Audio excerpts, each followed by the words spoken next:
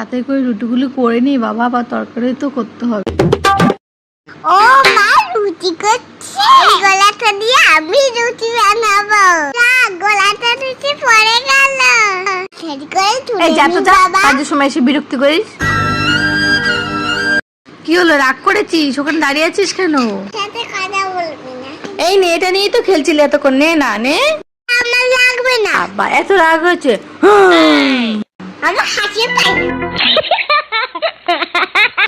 চলে গেলাম। আরে ওরম করিস না, ছাড়ো, আরে আমি করে দিচ্ছি। এরকম করতে নেই সোনা। আরে হাঁটা ছাড়, এরকম করছিস কেন?